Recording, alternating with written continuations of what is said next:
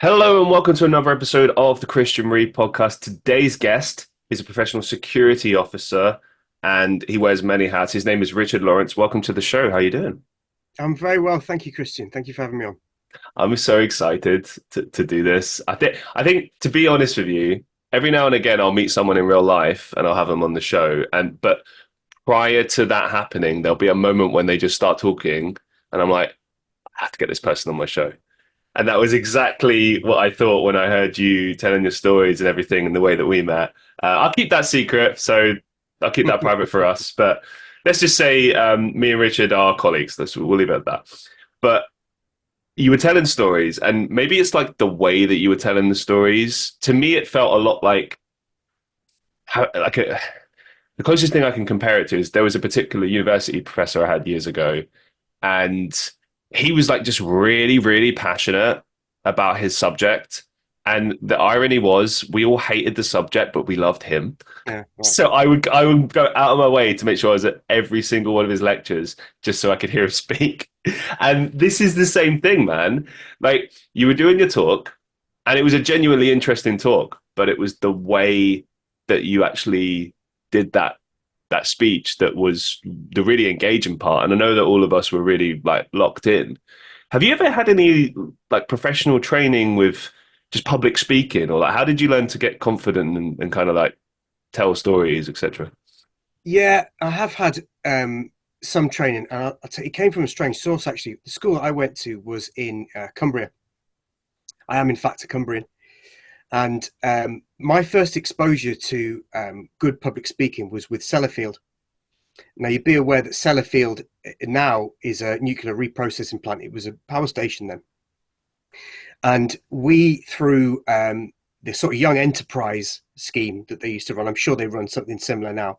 It's where they bring schools together with industry. Now, if you're talking about that part of West Cumbria, what was the industry there? Well, it was Marchon, which is a chemical. It makes washing powder, and it was Sellafield, and they were the sort of big employers. There isn't a great deal of industry in West Cumbria. There's farming, of course, there is, particularly sheep farming, and it's really a kind of rural place. But in terms of industry, we had Sellafield, and they had people from around the country and around the world who were experts in their particular fields. Because if you're working in nuclear power, you're not mucking around. It's a serious business, and they had people from who had to present to government departments, and I imagine that a lot of the time they would get a lot of difficult questions. So when they taught us as school children to present through the Young Enterprise Scheme, I was blown away by their professionalism. And it was the first time I think, when you're at school, you're dealing with teachers. Nothing wrong with that. But you're not necessarily dealing with people who've got a lot of professional industry experience where they've got an extra pressure on them, which is to make money, which is to um, uphold the values of their corporation, which is to all that kind of thing. And they were really the first ones to uh, sit us down, of which I was one of the people who was heavily involved with it, and talk to us about how you build a presentation. And I was extremely active in the drama department at school. And I think that really helps you get over your problems with public speaking, because you have to it's a bit of a trial by fire, I think, every time. And I mean, I've been in the church choir when I was, I think, from 7. And I'd been kind of encouraged to do solos because I think at 7 I looked cute. And so people like, even the quality of my voice, was all right. But I think people liked it because I was 7. And I was always pushed to do that and had to experience the nerves, which were horrible. But then you do grow with confidence. It doesn't mean I found that the nerves go away, but you do grow with confidence. You think, no, actually, I can do this little by little. The world doesn't end, when after I speak. You have, I think, with acting, and I'm talking about, in my case, doing it at a very low level. But you have that horrible moment where before you go on stage, you've forgotten all your lines. Terrifying. and then you go on stage and they all come back, and the world doesn't end. So every time something happens like that where the world doesn't end, you build your confidence. And so, with a little bit of technical help, which the Sellafield guys really gave us, on how to build presentations, how to work in, how to try and be convincing, how to build facts in, all that kind of thing. I think that was probably an early introduction to having to speak in front of people. And after that time, I then got an interest in it and learned from people. So um, I, the kind of people that I enjoyed were people who didn't fall into the normal pattern of doing things. And there is a corporate way of doing it, Ugh. and I think that corporate way of doing it is very easy to turn off from. And it certainly wasn't what interested me. And then my sort of style of doing things, I think, further developed through being in the army. And the army is interesting because you're teaching things to people who have no interest in learning academically, typically, especially if, like me, you're in the infantry. So you're presenting to people who, in most cases, have no academic qualifications. No GCSEs, A to F, whatever it is. Zero. They're not academic people. So the people who present on things in the army get a way of doing it which is suitable for that kind of person, which generally includes a lot of humor.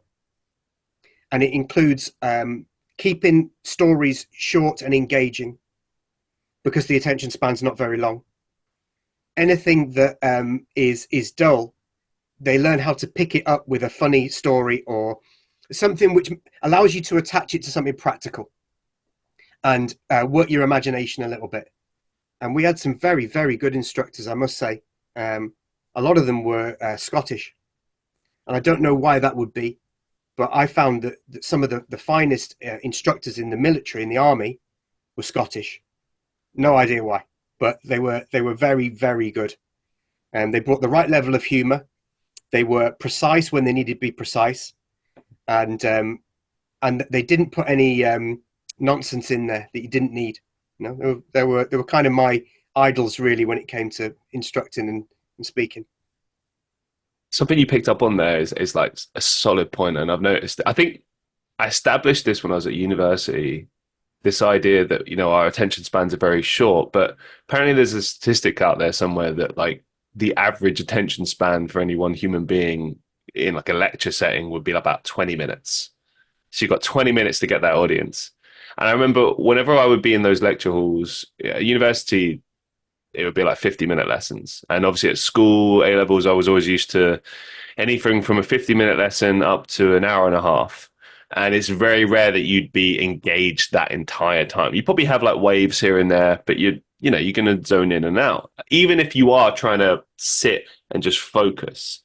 And like, you try doing anything in life and focusing your attention and just listening and everything, it takes it out of you. Like, I was in the studio the other day recording my album, and we were sitting and we were listening.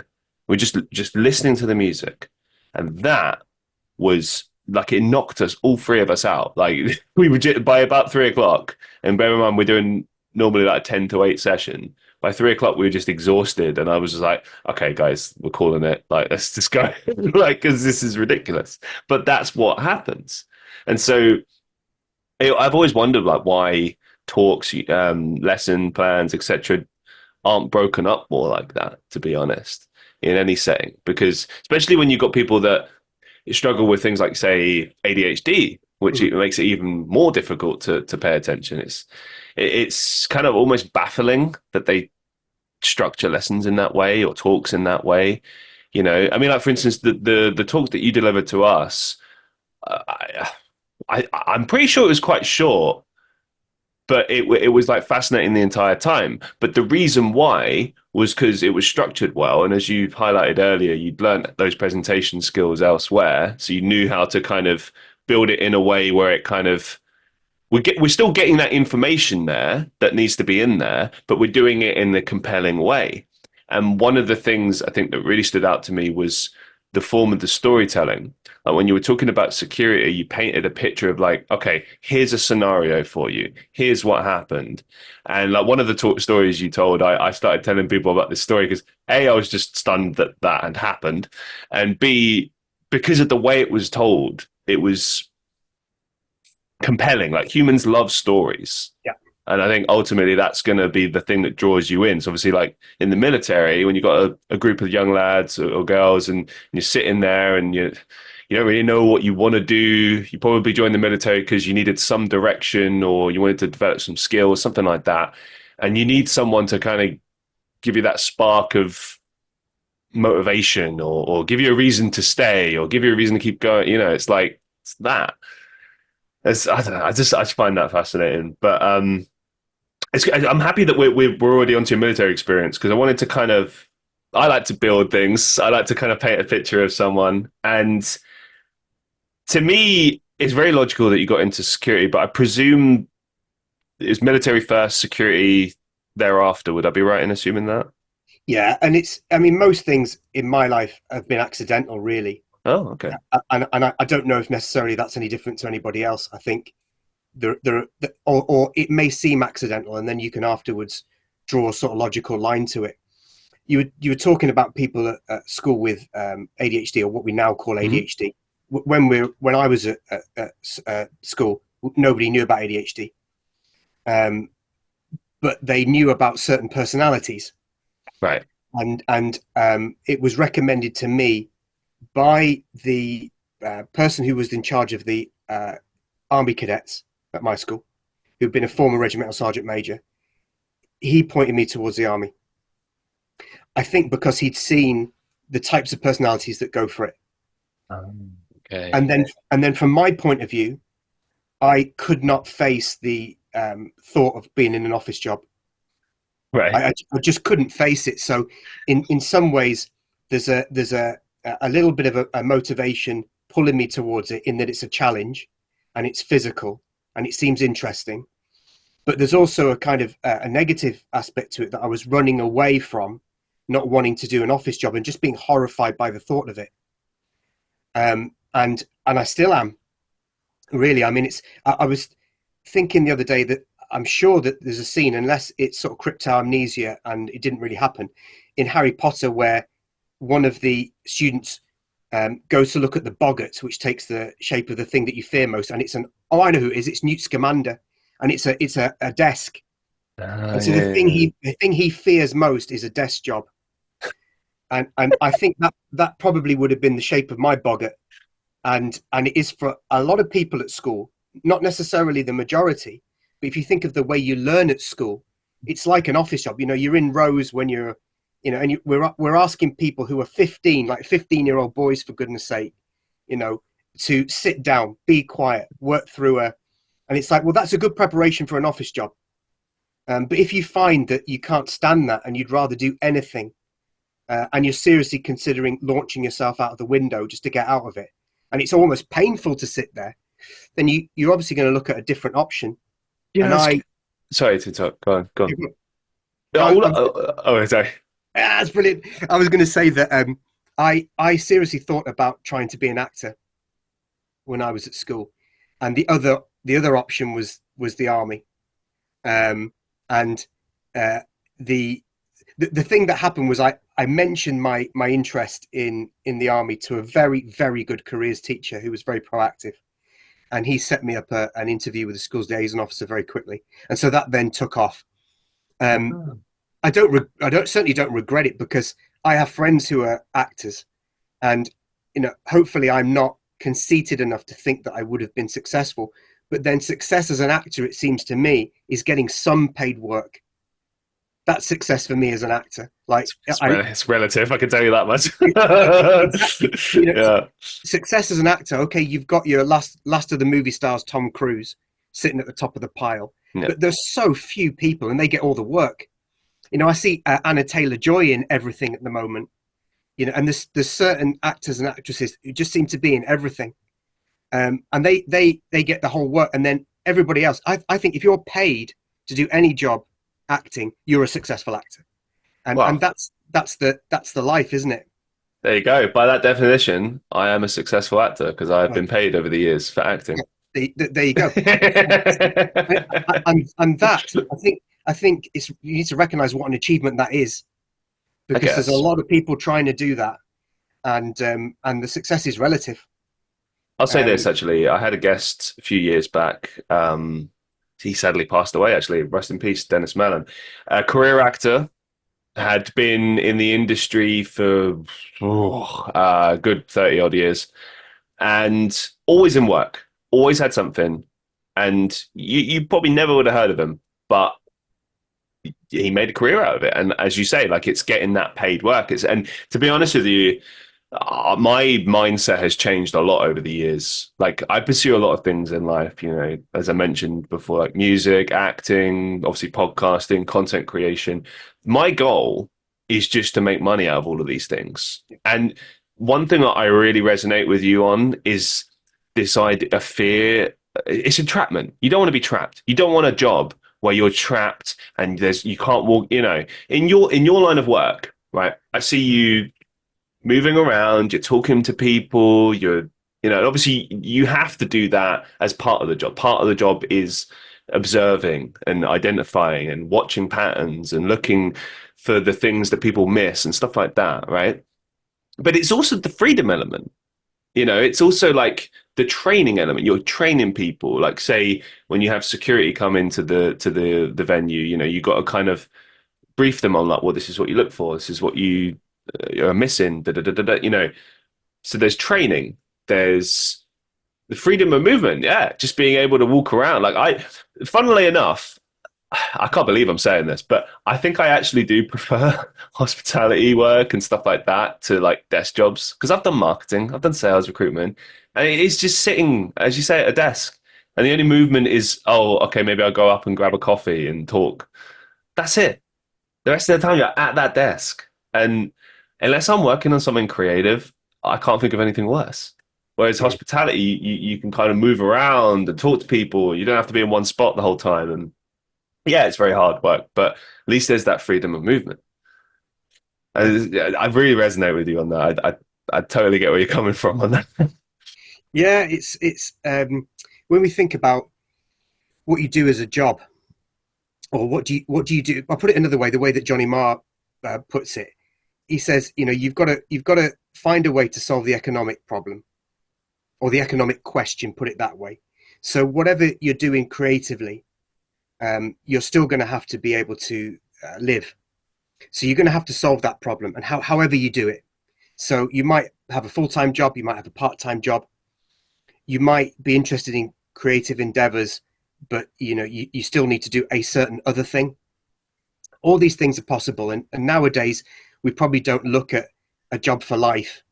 That seems to be something from the distant past now, and there's a disadvantage to that, but there's a great advantage in that as well. And I listen to some quite intelligent people talk about the fact that the way to maximize your earnings nowadays is to continually change jobs. Yes. Now that's a real different idea than the way that you stay in a job for years.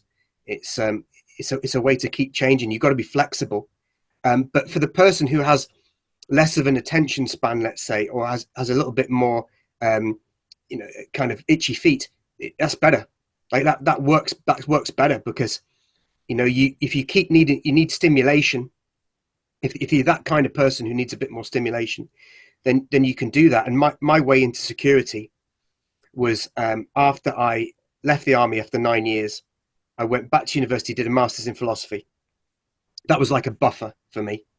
It was, how do I face civilian life, which is Oh, I see. Okay. so different, because my experience in the army, I caught it at that time, like all people of my era did, where we got a lot of Northern Ireland, we got Iraq, we got Afghanistan, and then many of us were out. So Wow. the way that I kind of describe it is your whole way of doing things is pitched at a certain gearing, like your gears are running very very high, because what you've been dealing with for an extended period of time, in my case 9 years, is quite intense. I've used the word quite intense. In some cases, it can be extremely intense. Is it And like then, being in a constant state of stress or anxiety, high anxiety? Is that kind of what it is? so Afghanistan was for me that would definitely uh, fit that bill. Some of it, not. Some of it was being bored. You get a lot of, Yeah. you're stuck in one place in the army sometimes. But the general thing about it is you leave and people can look at you. It doesn't matter how you speak or how you dress. They can look at you like you're kind of a bit of a Hun, really. Like a Hun, as in Attila, like a kind of Oh, I see. cultured, like a hooligan.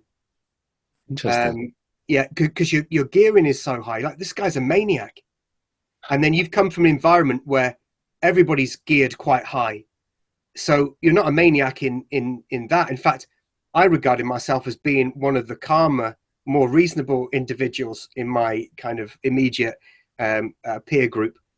And then you can go into civilian life, people are like, who is this?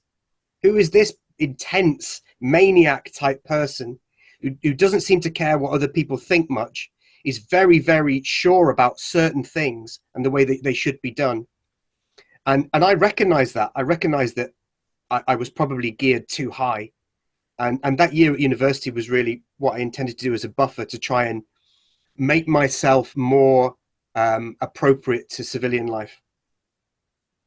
I'd like to speak to you a little bit about PTSD, if that's okay. Mm. Yeah, sure. So, because you brought this up, as in like how one would come out of the army and then try to adjust to civilian life, and it paints a picture of, as we mentioned before, like being in a constant state of alertness, stress, anxiety. Like to demand that of oneself requires so much energy, and it goes so much further than physicality, isn't it? It's like an emotional demand, and do you know what I mean? Like there's so many things we take for granted in everyday life. Like, oh, when I finish work, I can go sleep, and that's fine. Whereas obviously being in the army, it's like you could get bombed at any time. You could get called at any time, and you have to be alert as soon as possible. And like the demand from a human being to do that is, I can only imagine.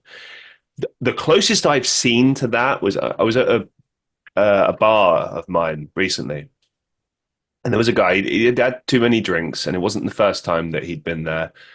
But the way his body language was very different. And I think this a lot of the time is the tell for people that have been in the army. And there's different types, as you laid out there. There's people that are not handling it so well, and they're dealing with the stress of it and everything, and maybe they do come across as a bit manic. It depends. You don't know the level of the PTSD that they're dealing with as well, or whatever factors might be at play. This particular individual was in this bar.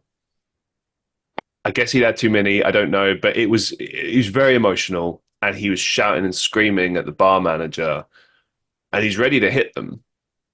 And we were all observing this, and we were waiting for the moment to kind of get him out. And and it was a delicate situation because it's not the sort of situation where you could really just jump in and be like, oh, you have to judge it well. But also, I remember someone turned to me and had said that, like, oh, he's been in the army. And I think at some point he mentioned that as well. And there was like a sense of like a desperation, I suppose, coming from him. Like this had clearly affected him in a big way, and it's not something that you could just compartmentalize or put away. Like that's always there. So I guess my question to you is it's kind of a twofold question. How does the army prepare you for dealing with PTSD? But then also, how did you learn to deal with that? Obviously, you mentioned some of the places you were at, Afghanistan, Iraq. Like, I'm guessing it was during the height of the wars, so during the 2000s, right? So you're right in the thick of it, and you were in there for 9 years. How did you learn to deal with that? How did you get through that? And how, in general, can I suppose former soldiers learn to deal with the realities of war? Yeah. There's a lot in that, isn't there? Yeah. Um, Something I became aware of recently is that there was a knight medieval knight who wrote a thing called the Book of Chivalry. And he's got a name like Geoffrey de, like a French name, like a lot of these knights did, being French. Um, and in it, he talks about having terrors and how you deal with them. So you're talking about somebody from the medieval era who was having to cope with these things.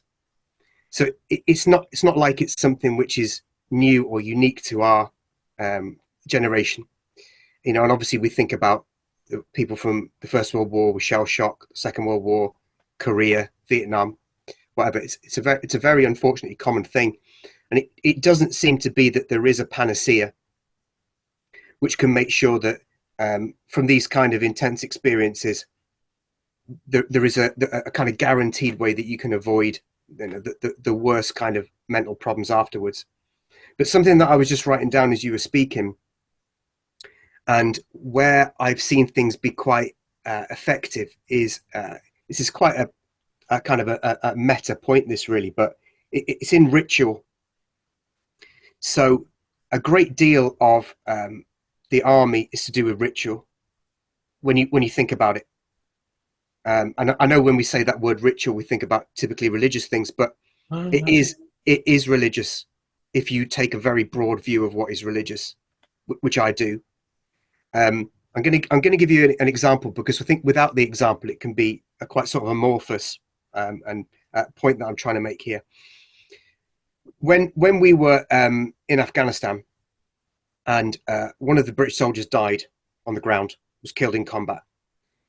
You carry on with the battle. So I was what was called an operations officer. So I dealt with the task force helm and operations.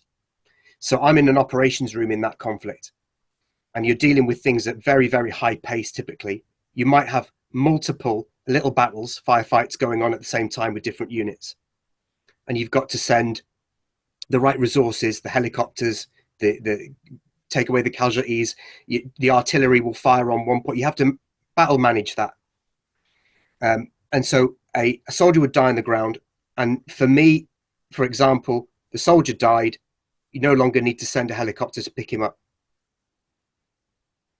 mhm. So think of you come in from normal civilian world and you go into the operations room and you see, in this case, me, you hear that a soldier has died, a human being has lost their life. And the reaction of that person is to reroute the helicopter that was picking them up with medical personnel on to another soldier that had been injured, because there's no requirement anymore because the person has died. Now, we had civilian people occasionally who were to deal with government departments who witnessed that. Sometimes they were in tears because of the way that it appeared so brutal.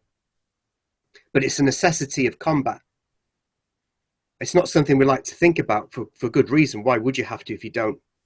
So you then carry on with the battle until the battle's finished, or until it's managed. So what do you do with all that then? Because nobody in there is a robot. Like they're not, as much as we like to think they are. Some people are a little bit more mechanical than others. Like I have learned that in my time in the army, and particularly those who end up in special forces. That's my experience, that they can be a little bit more mechanical, more detached from their emotions, and that's a useful thing to have in that job. But what we then do is we then have a memorial service for them, which would only be 10, 15 minutes. But to my mind, it was unbelievably important that to have a ritual coming together where you acknowledge the death of that person. If you are visibly emotional, that's the time to be visibly emotional. You're going to hear the last post being sounded. That has a tremendous, it's so profound, that because it's through tradition, through habitual significance, we know that that is the time to recognize a soldier that's died. And it puts them into, in your brain, that very, very long history of British soldiers that have died in all those campaigns. We tend to think of it as being in the First and Second World War particularly, but it's right up to the present time. So what you're doing through that ritual is you're giving yourself time to mourn, even if it's 10, 15 minutes. Imagine not doing that. Imagining all those people that we were aware of that died in the time that I was there. Imagine that you don't have any outlet for it at all. I'm going to I'm going to posit that that is not good. That's going in no good place when you do that. You have to have that kind of ritual acknowledgement, even if it is 10, 15 minutes. So part of the way I think that um, I dealt with it, I'm not saying I dealt with things any better than anybody else. I'm just talking from my experience because I know more about it Mhm. than somebody else's experience, you know, is, I mean, for me, um, being used to ritual through being a church person, growing up and continuing into this day, and being somebody who has always been of a religious bent, you know, a religious persuasion. There's a framework there. Now, I don't think it. The reason I said about my broad term of being religious is I think there's a lot of different ways you can have a religious understanding, and it's not necessarily always along the ones that we think of, like Christian. In my case, it happens to be Christian. And because of that, there is a ritual and there is a way of doing things and a values based around that. So there's a structure. That structure I find does help, and I think with the people who have been in difficulty on coming back, one of the ways that they are helped is by giving some kind of structure, some kind of ritual, some kind of habitual behavior, which helps them deal with those emotions, experiences, whatever else is going on in their bodies and minds. Thank you for sharing. There's a lot to unpack there. Before we move on, I do just want to touch on one thing about the memorials and stuff. I remember when I was a kid, um, I don't know if because I know my audience is American, European, not just the UK. So I don't know how other countries do this, but I know here in the UK,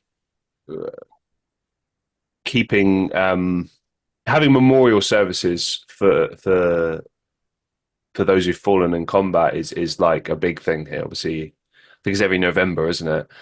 That we memorialize that. And originally it started as for World War One, World War Two, and now it's extended to like just all combat over the years. And when I was a kid, like I'd experienced death, but like I was still kind of coming to terms with it. I think like understanding what that means, and I think it only really started to make sense when you started to see family members and they would die, and then you would not see that person anymore, and then you had to then accept, oh, okay, I'm never going to see this person again, and then that emotion hits you, and that's the. I know this is a bit away from the point, but that as a child is an important understanding of understanding what death is and how it works. But I do remember as a kid not really quite understanding or connecting what the memorial services meant because like I understood we were told, oh, people have died in combat and these are really really horrible situations that people have been in, and just in general that like the reality of war and everything. And so I understood it from that perspective, but the more personal perspective I was, I guess, conflicted with. And it wasn't until I got older and I started to see other people, like my granddad really really sticks out to me. He's really like he's very serious about that, and he's always pushing everyone like make sure you have your poppy, and he's very. But I get it now. I never used to get it when I was younger, but I do get it now. And when I sit there and also when I stand there and I'm there at the memorial services, and you take a minute or you do the minute silence or whatever. Somehow there's nothing that really comes quite close to that. It's a different kind of memorial because when you're at a funeral, your thoughts, your emotions are with thinking of the person who's passed away, or maybe you're just. I like to sometimes just try to clear my mind entirely and just be in the moment and just whatever emotions come. But in those memorial services for the army, it does feel different. It feels more like a respect thing, I guess. It feels more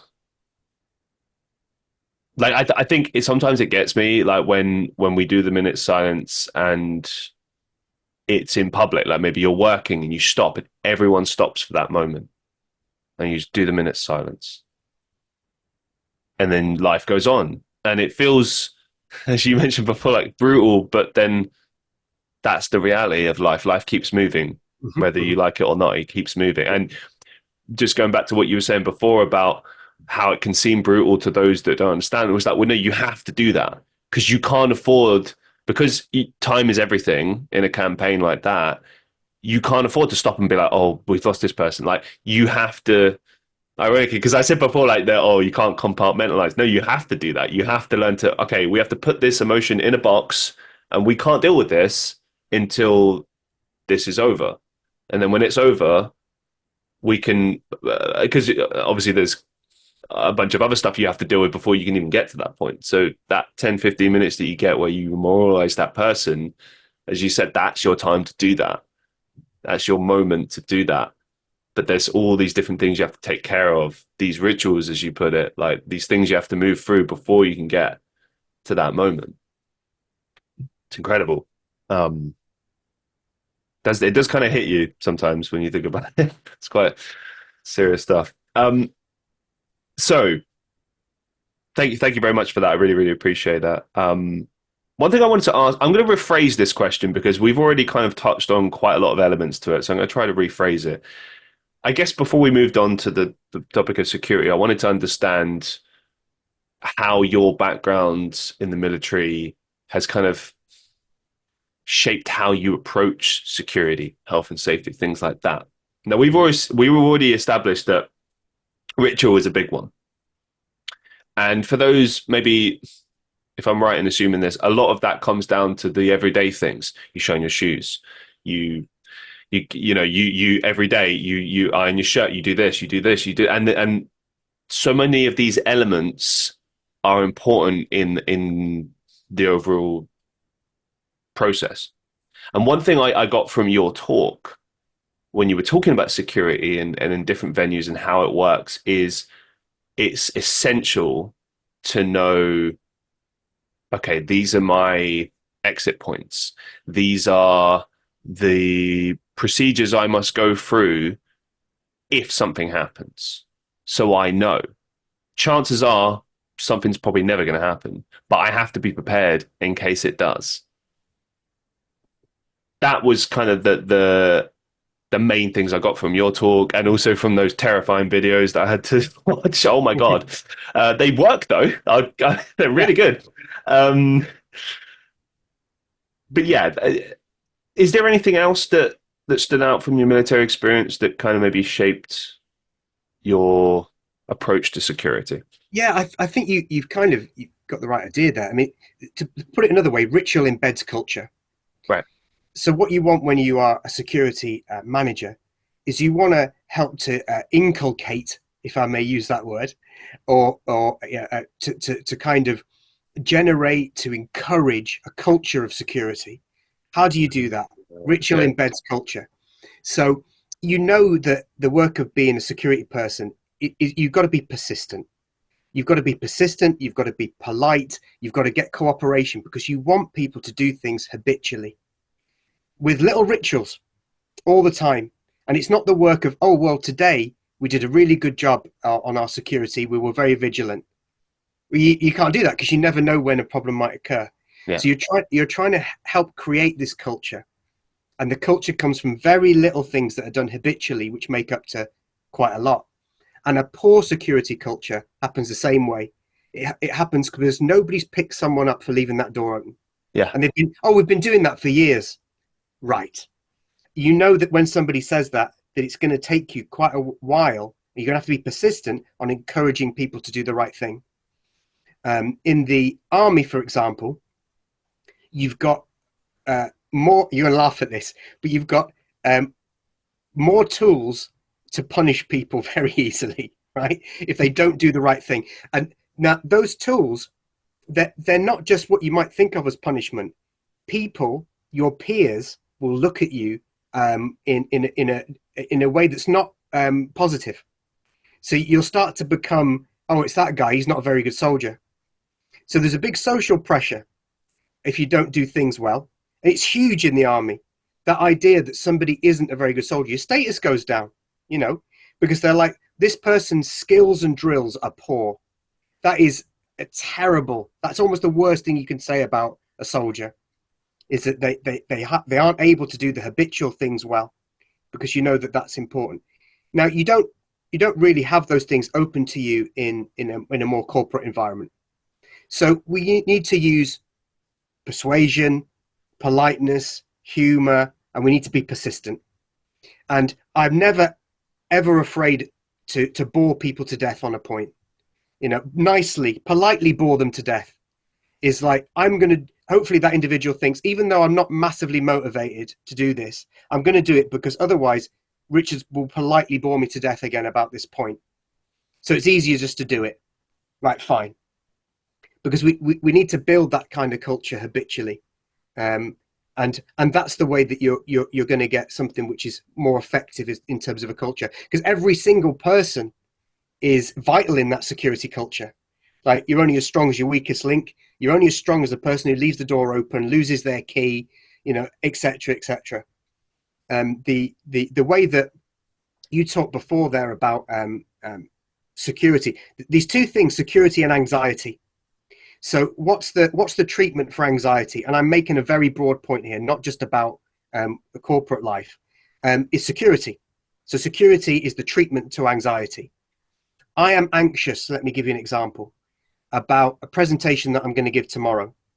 So what's the remedy? Well, I need to be secure in what I'm doing. So I'm going to go through it all again. I'm going to rehearse it a few times. It makes me more and more secure and less anxious.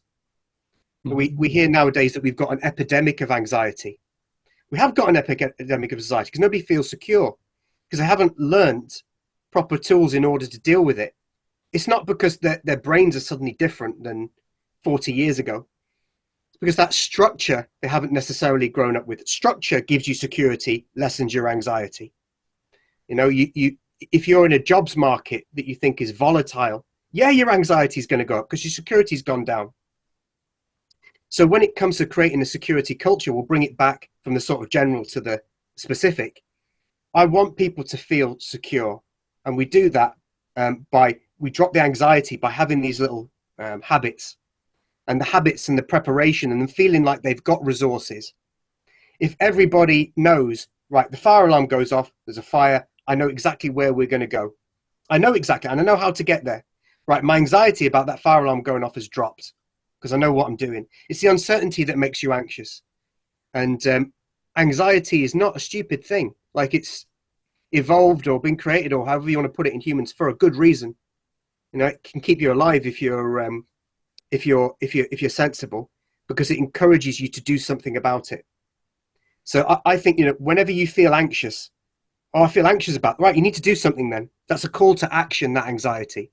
It's not a call to, now I'm going to sit alone in my room, because that's going to make it worse. It's like, now I'm going to either plan something to help me be more secure, or go and ask someone.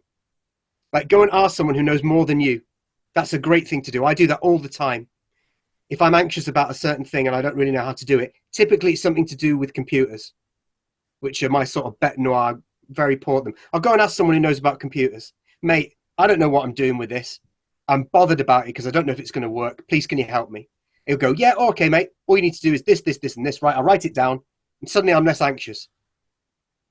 Okay, crazy reference, but it hits on all the points you've just mentioned there. And I think for anyone that wants to see like a visual interpretation of why this is important, I think it will sum it up. Have you ever watched the US version of The Office? Do you Just know what? I haven't. I do. yeah, I know the British. I know the British version very well. British version's fantastic. The American version, great, very funny. Anyway, there's an episode with a guy. He's one of the main characters. He's a kooky kind of guy. He's basically the American equivalent to Gavin. Yeah, Um, and so he has different roles. So like he's volunteer at the sheriff's department. He's the fire safety marshal. Now, nice. in this particular episode, obviously the silliness is that he's set up a fake fire, and now he's trying to kind of incite fear and everything in all the people, right, in the office. But the sensible element to it, the point of it is that no one paid attention to the security procedures that he put in place for what to do in a fire. And he basically creates a bunch of scenarios where there's nowhere they can go to get away from this fire. So obviously that's the ridiculous element. There would at least be somewhere they could get out. But what he was trying to demonstrate is you need to listen. And if you don't listen, unfortunately, you're going to die. Like this is really, really, really serious stuff. And obviously everyone panics because they can't get out this way, they can't get out this way. What do we do? Da, da, da, da, da. And eventually he puts the fire out and he solves it and everything, and he gets reprimanded for it. But the point is still illustrated about how important something like that is.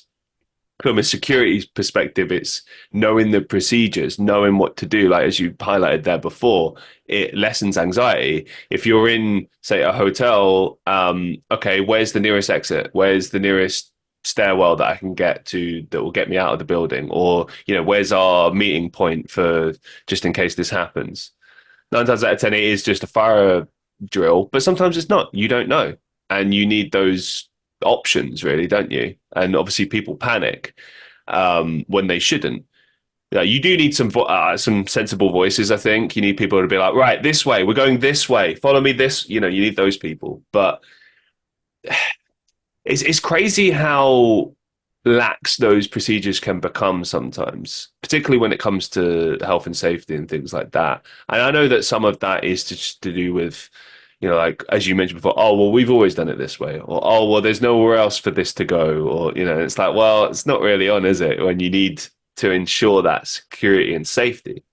Now, one thing I wanted to bring up, which I know you'll find interesting, is security. You mentioned before about a culture of security, and I find this fascinating because I do think that this is really, really the integral point in this, whether it's health and safety, security, or whatever else. It's always about having those procedures in place and following them and making sure that it is a priority. The amount of times I've walked past, let's say, a really empty office, okay, and there's a lone security guard there, and he's sitting on his phone, he's probably playing like Candy Crush or something, and he's not paying attention. Now, I understand he's going to be there all night. Chances are that office probably isn't going to be robbed. Okay, there's nothing of interest there, but you don't know. You don't know.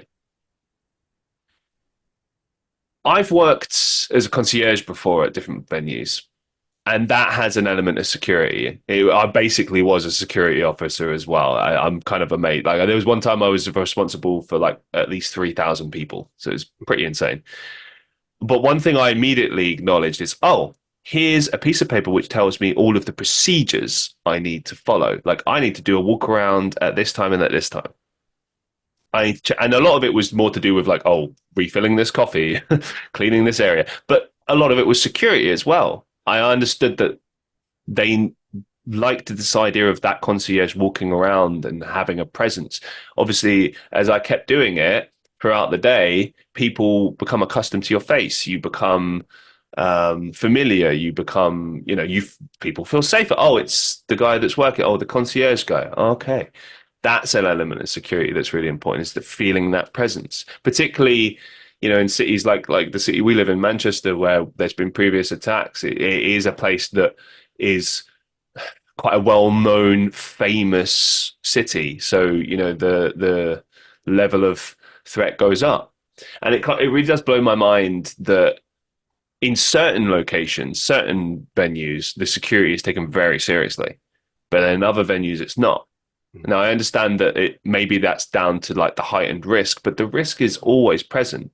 If not because of an attack, it could also be like a robbery. The amount of times I've walked past these venues and seen how lax the security is, and I'm just stunned. Like ever since I did those training videos and I listened to your talk, I've paid so much more closer attention to that. For those who don't know, I do a lot of hospitality work, and I do it on a casual basis. So it means that I'm at a lot of different venues. So I've seen a lot of hotels and venues, and the amount of places I get a kick out of it, but it also kind of makes me sad to think about. There's 2 hotels that I visited recently, and I've worked at many, many times, and I walk through the doors, and not one of the staff sees me. They're not paying attention, not even one. Not a single person. They should now. Okay, you have security cameras, great, but security cameras, as we know, are pretty terrible. Okay, so you can get a clear image, but sometimes you don't, especially if the person is trying to conceal themselves. Let's say I walked in with a hoodie and you can't see my face, and I walk through, and not one person has clocked me. They couldn't give a description, and now that person's gone. And the access was even crazier. I was able to get everywhere I wanted with no issues, no problems. So I digress. Like, I think having that culture of security, as you mentioned before, is essential. How do you, other than trying to introduce, the rituals, as you mentioned before, like, how do you kind of hit home how important that is to people? Like, Yeah, for instance, the hotel that you work at, you have, I've noticed like the security is there sometimes, but not all the time. right. There's at times of interest when it's more necessary, I guess, than other times. How do you kind of express to those guys coming in like how important certain procedures are? Yeah. So, I mean, think of it like this: everybody is a security officer, actually, every single person. Hmm. Um, that's where we start from, because the problem that you've talked about, and you're absolutely right, where suddenly people aren't watching, is because they think it's somebody else's problem. Right. So, one of the things which has uh, been very obvious to me since I left the army is extremely good at who takes responsibility for what. It's been doing it a long time, and you know who's taking responsibility for what because they literally wear the rank slide. So like there's absolutely no doubt, because the army in that environment realizes how important that is, how important it is that that person knows exactly what their responsibility is. Um, in the normal world, if you like, things are a little bit looser. And in some ways, thank goodness they are, because you don't want to be in that kind of environment all the time. Sure. But people will be more willing to shy away from responsibility unless you make it very clear that it is part of their job and an expectation. And then don't be surprised when they go beyond your expectations, which happens all the time with people, when they start to realize that somebody cares about the fact that they are noticing things. So everyone is a security officer, and they will be incentivized to do that job. If we're giving them a responsibility, we also incentivize them for it as well. And sometimes those incentives are to do with recognition. That's a very, very important part of what we do in a society and together as humans, is recognize each other. Like, it's a tremendous motivation. Status arguably is a greater motivation than money once you reach a certain level where you can live. So as a manager, I think that you need to be persistent and clear in your message that everybody is a security officer. You expect them to take a role in security. It's not a nice to have. You're expected to do that. I will hold them to account if they don't, but on the other hand, they will be recognized if they do. And you can do that in a million different ways. The way that I've always preferred to do it, and this is probably because of my background, is individually one-to-one, is to have a personal touch with it, because the army and the infantry especially is very, very much about personal relationships, bearing in mind what you're asking people to do, which is pretty full on. And they're not going to do it for the money that they make, I can tell you that. They're definitely not going to do it for that, because who would face that kind of danger just for money? Like, it's ridiculous. Do something else. So you do learn that personal relationship is very, very important. And we also have people within the organization who are very, very good at that. And I've been absolutely delighted to be able to learn from them. People within the wider sort of security community of the place. They are experts. I am learning. They've been doing it for a lot longer than I have, in many different situations, and so it's part of my responsibility to learn as much from them as I possibly can, and to do it with the correct degree of humility, because as a security manager, what I've been doing it now maybe 2 years. I've been in security before, sure, but in this particular role, again, if you don't know, I was talking talking about before, if you're anxious about something, you go and ask someone who knows more than you do. And that desire to want to ask and be humble about it, and then properly listen when they speak to you and take it on Mm. board is very, very important. Something that I do to keep developing that is I've been involved in martial arts for a long time now, and if you're doing martial arts correctly and diligently, then you can't be anything else other than humble. And that's why I continue to do it ritualistically, i.e., 3 to 4 times every week. It's a ritual, it's a habit. It hopefully breeds the things that I want it to breed, which is particularly humility. I recently received a brown belt in Brazilian Jiu-Jitsu. Congratulations. But here's the problem. As soon as I got it, I felt the little fairy of ego landing on my shoulder Sure. and saying, "Oh, what a good boy." And as soon as I felt that, and I felt it was very, very hard to try and dispel it, I thought, I'm in for being humbled very soon, Mm. because it always happens in the martial arts if you're doing it at a reasonable level with good people.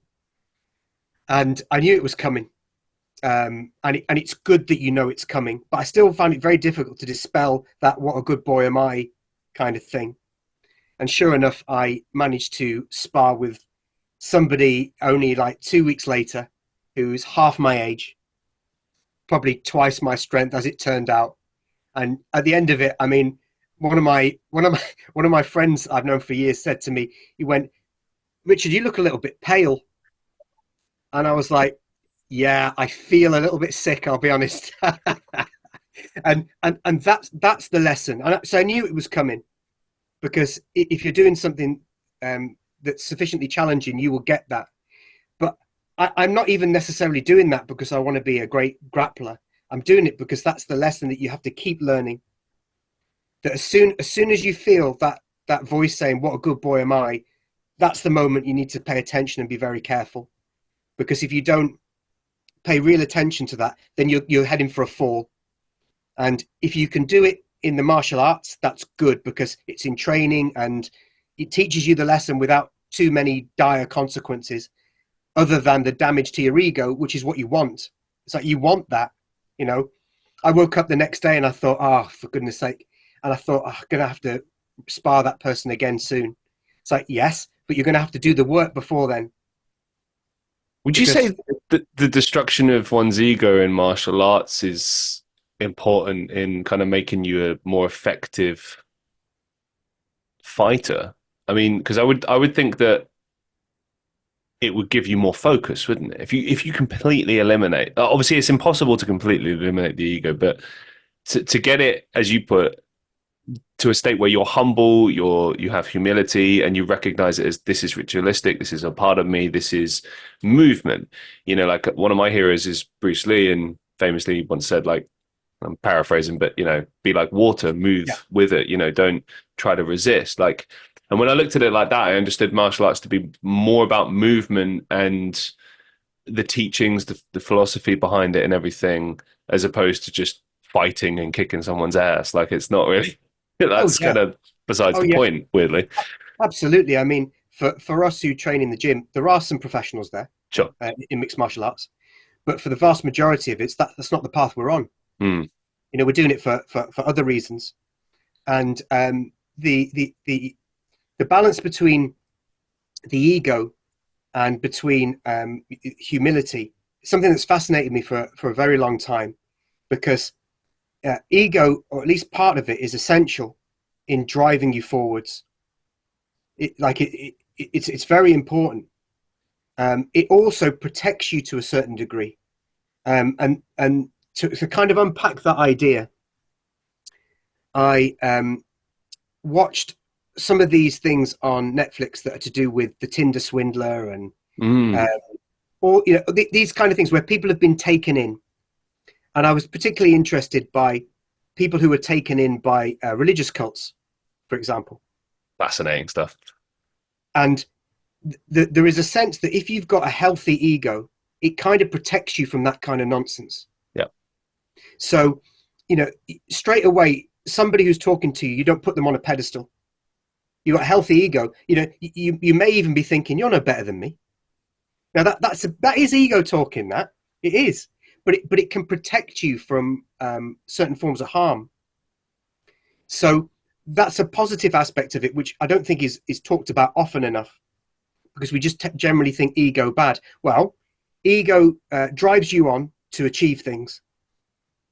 Now you can talk about the right motivations or the wrong motivations for that, but when I listen to a lot of the professional MMA fighters and professional sportsmen in general, they talk about legacy, and honestly, I don't think there's anything more stupid than that. Honestly, because they say, well, I want to do this and I want to leave a legacy that I've won this amount of. What, you're dead? Like, what? Why is that of any interest to you? This to me, with how I currently see it, it's a vainglorious drive for immortality, which is unachievable, and yet still it's driving them on to achieve incredible things. But the actual reason for it, to my mind, is ridiculous. Legacy. What, you want to have your name on a board with 5 times winner when you're dead? Like, what? Like, who cares? You got to be beyond that once you're dead. This is a drive that we see in the ancient Greek terms to kind of be immortalized. Well, there's nothing more vainglorious than that, On the other hand, we can get into trouble with our ego, especially when it stops us listening, when it stops us learning, Right. when we start to think, what a good boy am I know everything. That's very, very dangerous. And the other aspect of it is, how does that make you treat people in your everyday life? When that's happened. It's I listened to I can't remember his full name, Rizwan something, talk about simulation theory on Joe Rogan recently, and he was talking about near-death experiences, of which I knew somebody in the army that had one. He jumped out of a civilian aircraft on a Wow. parachute jump. I think it was his first ever civilian parachute jump, over Kenya, which is where he was doing his adventure training. He pulled his cord, the parachute deployed and wrapped around him. And then he went to pull his reserve, but his reserve was tied up. He was in communication via radio with someone on the ground, who then very calmly talked him through all the things he needed to do, which he then did. None of them worked. And he said, in typical army fashion, the person who'd been talking to him on the ground then ignored him and started talking to the other people who had jumped out with him to calm them down, because they were starting to freak out. So in that person's mind on the ground, he's in his head, he's done a calculation. He's gone, we can't save that guy. What I want to make sure is that this doesn't get any worse. So he's starting talking to the others. So my friend then is plummeting towards the earth, and he told me his life flashed before him, which is what this Rizwan was talking about. And I mean, that was fascinating talking to him about that experience, because it's quite a rare experience. And after having panicked, this is what he told me, he suddenly became very calm. Like, well, this is happening now. And he thought about his family, and he thought about how lucky he was to have had them. He thought about how there were worse places to die than with a beautiful vista across Kenya. And that was his last thought, really, before he hit the apex of a Kenyan hut. And if you can imagine hitting the top of a roof, which then collapsed as he was falling through it, and then the walls collapsed as well. So that action of the roof collapsing and then the walls collapsing broke his fall. And as he was plummeting through the top of that roof, his arm got twisted behind him. And as he landed on the floor, he thought his arm had been ripped off. But when he got a little bit of breath back, he found that it was just trapped under his body and was perfectly functioning, with the exception of the fact that his thumb was dislocated. So he was then taken to hospital, and he woke up after having received some pretty next level pain medication, I've no doubt. And he had a dislocated thumb, and his body was black with bruising. But other than that, he was fine. And he lived to tell the tale of this life flashing before your eyes, literally. And when that Rizwan was talking about it, he added a bit to it, and he said that the accounts that he'd heard, they referred to it as your life flashing before your eyes, but from the perspective of those people who have been in contact with you. So through their eyes rather than through your own. That's an interesting point. And I mean, there's obviously a lot of things in Christianity about that, and in many religions. Um, but when you think about the way that you treat people, and then put yourself through their eyes, and I mean, there's a great deal of humility if you do that as an exercise, because I think about times in my life that really stand out where I realize how I'd fallen short of what I would like to be. Usually through my own ego or weakness. When I think about it, it might have been my insecurity about myself, which might have made my temper shorter than it should have been. And I think it's important not to over dwell on those things, because that becomes a fixation in itself then. And it becomes a kind of, woe is me. And I start to beat myself, and that doesn't have a positive outcome. It's interesting. I've been thinking a lot about this both now and over the years. And I spoke to someone recently about this, and what I said is that life is all about choice. Do I choose to go left? Do I choose to go right? Do I choose to help this person, or do I choose to just help myself? Everything is dictated by choice, and that will ultimately shape your life, other people's lives, who you are, who you become, etc. But there is a difference between who you are and what you do. Yeah. And some people would say, well, who you are is solely dictated by what you do. I would disagree with that a little bit. I'm sure you've heard the expression about how good people can do bad things and vice versa. And sometimes that comes down to being forced into situations. Sometimes that comes down to being scared. Oh, I was too afraid. Mm-hmm. I didn't feel I could do it. I didn't have the courage, whatever. When I think about the people who've been disappointed in me in the past and more recently, the thing that stood out was the fact that they would turn around to me and they would say, "You're better than this. I know who you are." Things like that. And even with myself, sometimes, often in life, like the thing that's lazy, easy is the wrong thing to do. The right thing is often the harder thing to do. And if you can have that talk with yourself, that conversation with yourself, and just be like, right, just do it. Just do the right thing. No matter how difficult it is, no matter how inconvenient it might be, just do it because it's the right thing to do. I think if people can eliminate that sense of fear and have that discipline to continue to be that person that they are, they'll live a much more fulfilling life, a happier life. I can say that I do often because I choose to do the right thing. And it's been surprising. I'll give you a quick example. Years ago, I was working as a kitchen pourer at a pub when I was at university, and we used to get paid cash in hand, which was awesome. It wasn't a lot, so don't worry, tax man, leave me alone.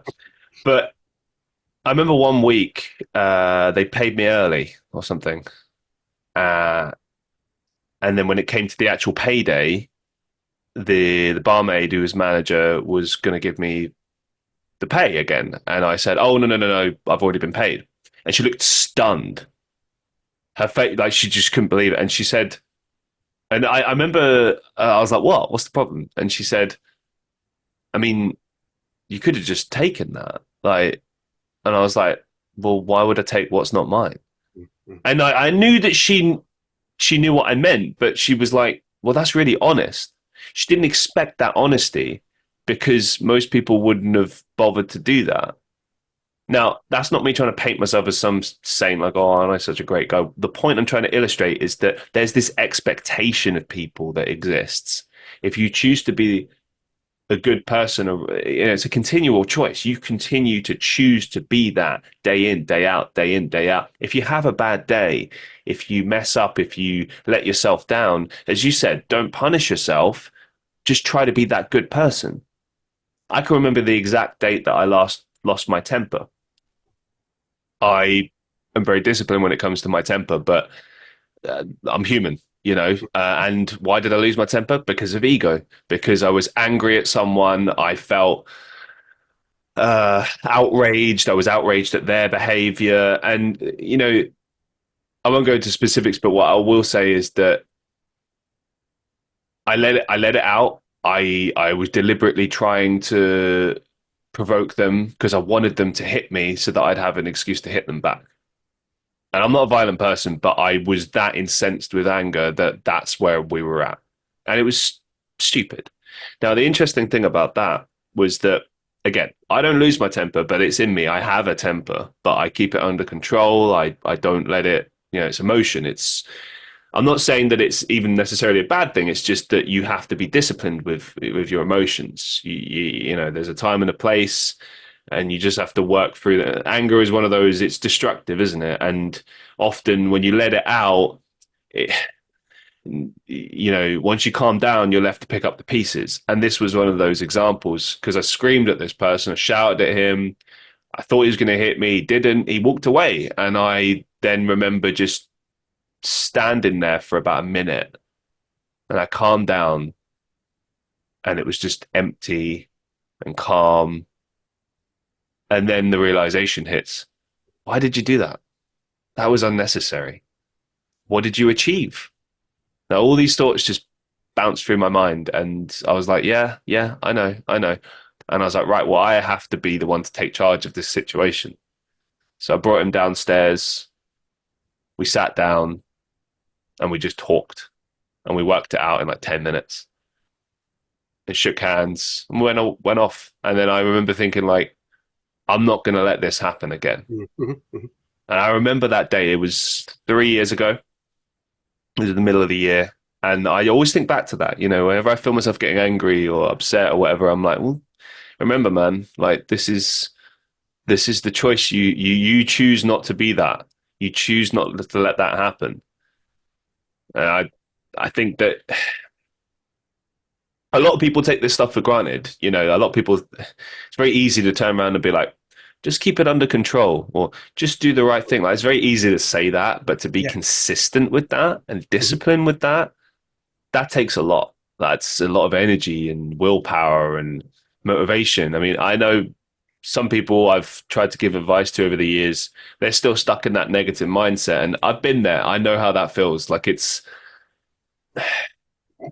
almost feels like when people give you advice, it feels condescending. It feels like, whoa, look at you on your high horse. Like, everything's great for you. And it's like, well, you don't know what the battle I've faced. But like, when I start talking about where I was and where my mindset was, suddenly that person is disarming.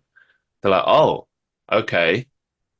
Oh, I understand. You get where I'm coming from. And it's like, yeah, and it does get better, but you have to change that mindset. You have to get out of that victim complex, that Mm-hmm. bitterness, that mindset, you know, that the world is trying to attack you. Right. It's not. Like, the biggest enemy you'll ever face is yourself. That's the reality. So there it Yeah. is.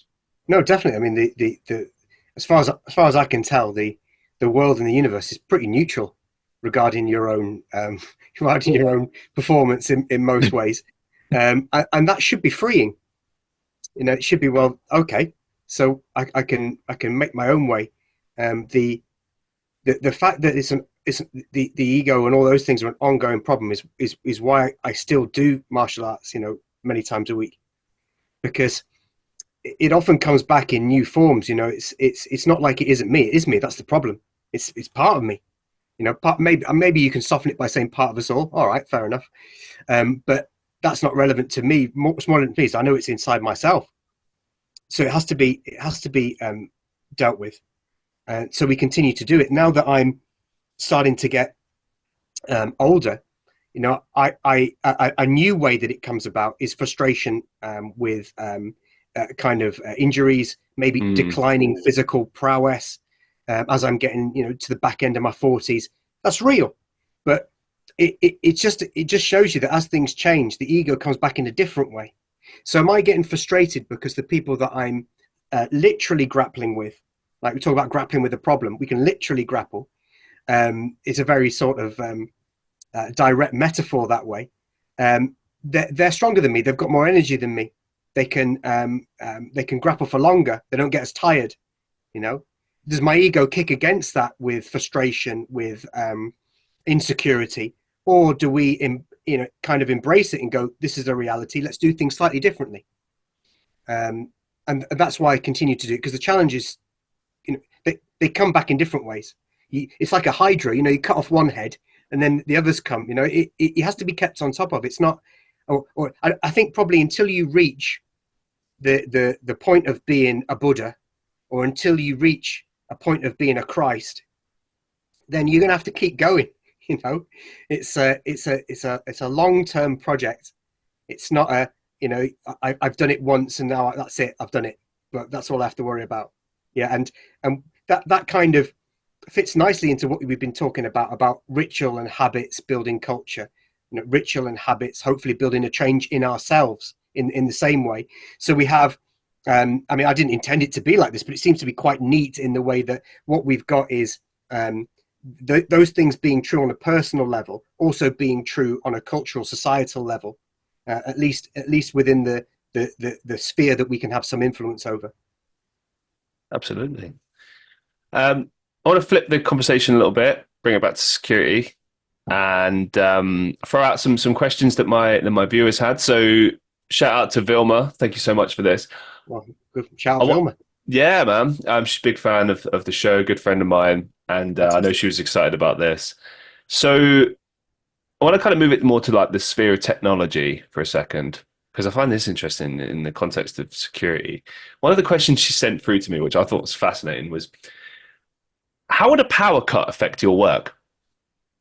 Yeah, it's a great question. So we do have um, emergency power. Sure. Um, if you're talking about, for example, access control, getting in and out of the buildings, then many of those routes in and out are done by key or can be done by key.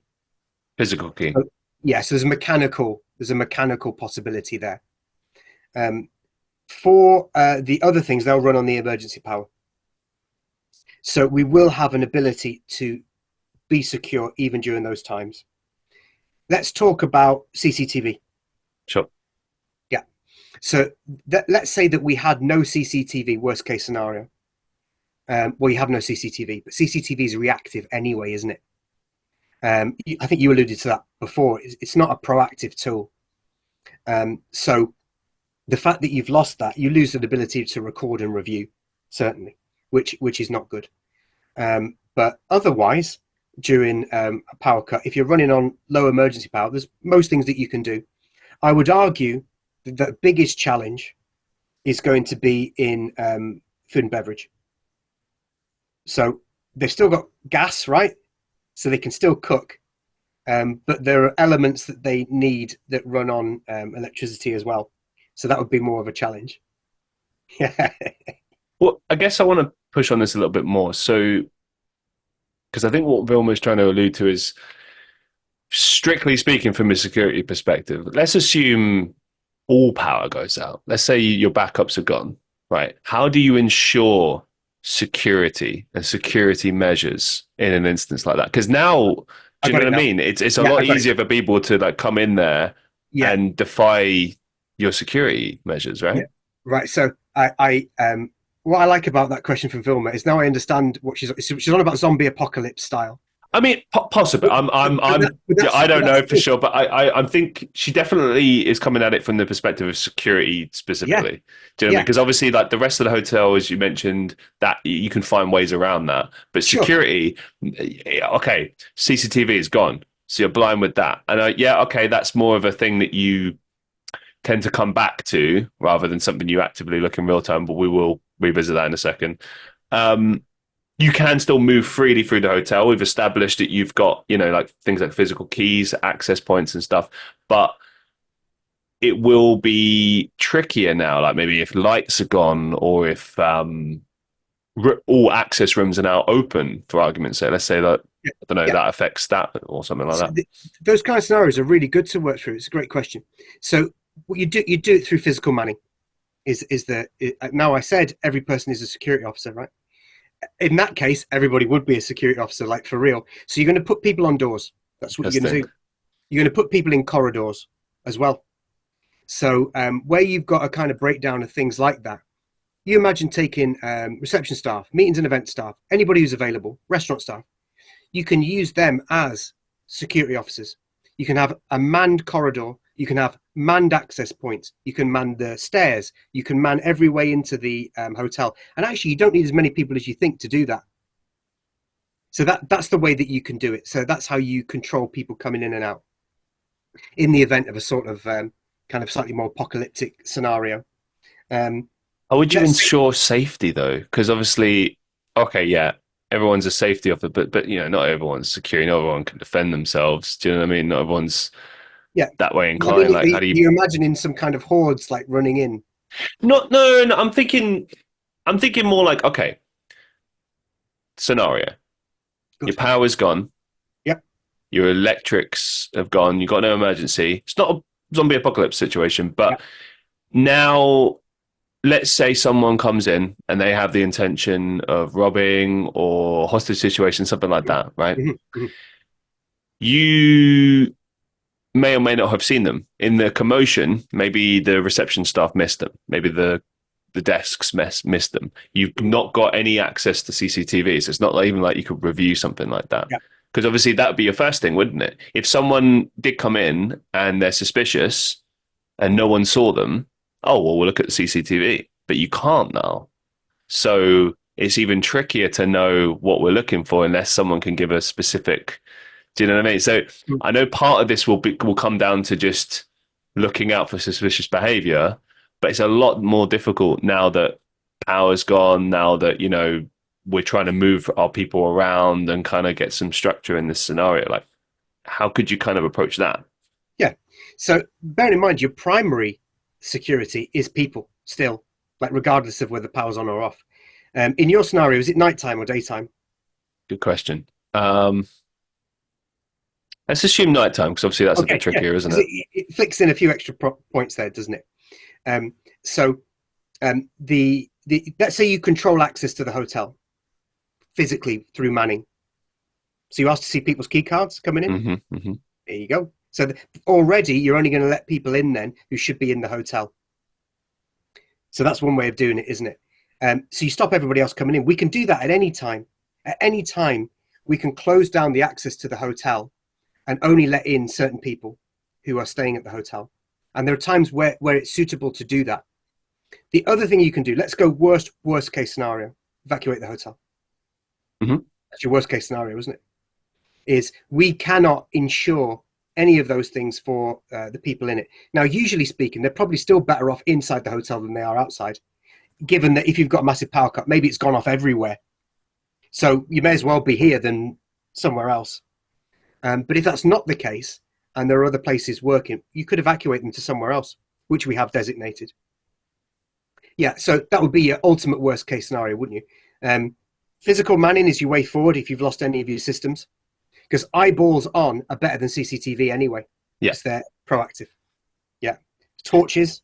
Yeah, we got all that. Yeah, Let's talk a little bit more about CCTV. So,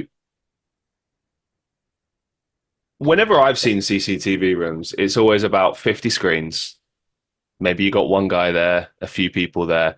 How is it possible to view all of these different screens and keep an overall to look out for such behavior? Because I did it on a smaller scale. I remember when I was checking CCTV, I had maybe 10 screens on like a small monitor, yeah, and I had to just pick out places of interest. So I picked out, like, okay, security, sorry, the garage, yeah, um, this lobby, this area, like I tried to pick out points that were access points, but also just kind of places where if there was going to be an issue, that's most likely where it would be. Or I can at least catch someone who looks suspicious in this area and see where they're going because it would Yeah. lead through. How do you train someone to look out for suspicious behavior on CCTV? Yeah. So again, primarily it's going to be eyeballs, not CCTV. Um, now I'm going to answer your question because it's a good question, but it's important to note that the CCTV is a very small part of what we do because primarily we want human eyeballs. So because the place is open to the public to an extent, you want everybody said hello to who comes in. Every single person is monitored that way. And then your CCTV is there to look at specific points. We can also look at, and it's a very important part of CCTV, unattended baggage. That's really important. So we see an unattended baggage, we go through, the hot process, get on the CCTV, where's that bag come from? That can be done very, very quickly. When it comes to talking about suspicious behavior, I think most people, without you even having to say anything, have an idea about what suspicious behavior is. Sure. I think we do know. I think Yeah. your idea of it, training or no training, is probably right. It's what's that person doing there? Do they look suspicious? What's suspicious? It's presence of the abnormal, absence of the normal. What's different about it? What don't I expect to see? Why would that person be doing that right there? It's why, isn't it? It's a why. Why? Um, does this make sense? That person doing this? Yeah, it does. It's a normal person going to their room. Fine. Why is that person hanging around where there's nothing to do? Like why are they on a landing, walking around, trying doors? Why are they doing that? Are they lost? You know, that's the general way, isn't it? And then those things that stand out as being non-typical behavior, that's what you're looking for, isn't it? Those It's that. those security videos that we were told to watch, like Yeah. I found them brilliant for illustrating that because in those instances where you're identifying someone doing something suspicious, maybe they're working on this and they don't have access, or maybe they're just acting a bit odd. In the videos, they would always tell you, "Well, go ask them. Hey there, Right. can I help you?" And that's like disarming because then you just don't know what to say. You're like, and then, well, I suppose it depends how good the person's story is, but then even so, like you keep asking questions until they get defeated and they leave. Right. And those kind of videos, and there's lots of them on YouTube as well, Mm-hmm. freely available. Really, they're about having confidence, and they're about having confidence that when you trust your gut instinct, something's not right. You go and act on it rather than going somebody else's problem, not mine. That's really what it's about, because that is the greatest weapon when it comes to making a place secure. The greatest weapon is going to be each and every person being prepared to act on their gut feeling. And of course, we can bring up um, incidences in our own city where that has not been done Yep. to devastating consequences. But when it is done and everybody feels that they're part of that culture, then that's the best chance you've got of making somewhere secure. Uh, the procedures you have, the access controls, all of those are important. Like they are, you have to get that design right, and you have to do everything that you can to help that process.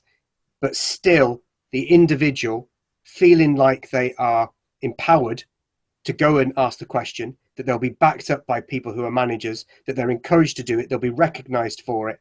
That's the most powerful weapon we have. Yeah. How do you?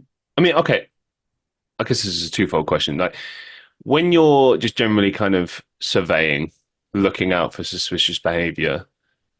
I mean, do you intend to make yourself more open, or do you try to kind of I wouldn't say hide yourself, but like obscure yourself so that it wouldn't be obvious that you're looking for people, if you see what I'm saying? Now I make myself more obvious, Okay. um, and that's what we're in. We're not in a kind of covert, like a store detective would be a covert Sure. example, that wouldn't it? For us, no, we are deter, really. Mhm. So if I feel that somebody is being suspicious, in talking to them, and then if you don't hear what I mean, this is me personally, because probably other people would come and get me if this was the case. If I don't like what I hear, I will make a good excuse for being able to hang around. Interesting. Yeah. Now we have that freedom as security people. We can hang around, like that's part of our job, isn't it? To hang around with purpose. But there's no reason why you have to. Um, a very simple thing that we can do. I think I may have even mentioned it. Is you can just say, "Oh well, if you need any help, I'll just be over here." Yeah. So you told them why you're hanging around, but in case they need any help, and they can But say, "Oh no, I'll be fine." It's like, "Yeah, no problem. Yeah, I'll be here if you need me." and now you know I'll be watching you. Exactly. It's Yeah. you are And at no suspicious. point Yeah. have we been anything less than polite and professional. Because at that point we don't really know. Obviously, things can change when we know for certain that they're up to no good, and we could take a different approach if we have to. What's the craziest or strangest security breach you've ever witnessed or heard about? Or some absolutely mad ones, isn't there? Um, the One of the things that I've been really interested in listening to people's stories is what you see in the movies often is people going around the back of hospitals and grabbing a white coat. You know what I'm talking about? That happens in The Fugitive. It happens in like X amount of Hollywood films. Well, people have really done that. Like they do those kind of things all the time Yeah. because the back of a business is often vulnerable if they haven't paid enough attention to what they should be doing. And that thing of uniforms being laid out is often done, and they're often at the back of places. Not ours, pleased to say. Um, but that you hear about that happening frequently, with people getting into places that they should not have been in because they look like they should be there. There was a famous series of YouTube videos where two guys wanted to show that if you were carrying a ladder and had high vis vests on, you could walk into pretty much anywhere, and they did that, and they did that, and I know a lot of these kind of YouTube types are controversial when they try and get in places, but if we see it in a positive light, Mm. then they are showing where weaknesses are, Yeah. and rather than just trying to make content than somebody with really malicious intent. But they are doing that often, getting in places, blagging their way into this, that, and the other, because if they look like they should be there and people don't take it upon themselves to ask the question, hang on a minute, we haven't ordered that, or I'm going to go and check if we have, which is probably a more important aspect, is not do I know exactly everybody who should be coming in and out, but I'm going to check because I'm not sure. That's a beautiful thing. Is that one moment where someone picks up a phone and says, "What about this?" Someone says, "No, I've never heard about them." That's the difference between success and failure. Often is somebody checking. I had something yesterday. I live in an apartment block, right? And it's got like a at the front it has like a something you use like a key fob on. There is a code as well. And then all the access points thereafter are key code, right? Now, there's this person. I've seen them twice now. I think it's the same person, but like they're crowding around that area. There's no other way I can get into the building, so I have to go this way, which means I basically have to let them in. Like, do you know what I mean? Yeah, But so I live on the ground floor, but you can access to get to where you need to through the other floors because the code's the same everywhere. So I'm kind of trying to get home, but also I don't want to let this guy through because I don't trust him. So what I did, you tell me if you think this is sensible or not. I don't know because there was no other way I could really get into the building otherwise. So we come in together. He's saying thank you. I'm not saying anything. I'm like, I'm just staying. He goes to the door, the next door, where there's a key code access, but obviously he doesn't know the code. I immediately go to the stairwell yeah, upstairs, go through that door, walk over, take the lift down, back to the floor I need to be on. He's not got access now. He's stuck in that like little area. So his only options are to go back the way he came or go through the fire exit in the downstairs stairwell or hope maybe that someone will come through and let him through. But that's, again, suspicious. You see things like that all the time where it's like it's good to have a combination of code systems, different passes, stuff like that, like, but it's amazing how many places don't require anything. Like you say, like you mentioned earlier about how confidence is a big part of, approaching people and asking them, whether or not they're suspicious. Well, I think it's also a big part of, being a criminal, being, Absolutely. yeah, because you literally, I've seen it with my own eyes, and I'm like, well, hold on, like we don't know this person. Who are they? Why are they Yeah, here? Where's the pass? Like the whole high vis vest thing, I've seen that work for people just trying to get into festivals. They've done absolutely, they've like absolutely. that. Yeah, absolutely. Crazy. It is incredible what you can do with that, and it's why, or one of the reasons why, we try and create layers of security. Sure. And hospitality is a challenge because by its nature, it's to give hospitality, it's to be welcoming. And some of the spaces are public to the degree that they are public within a privately owned building.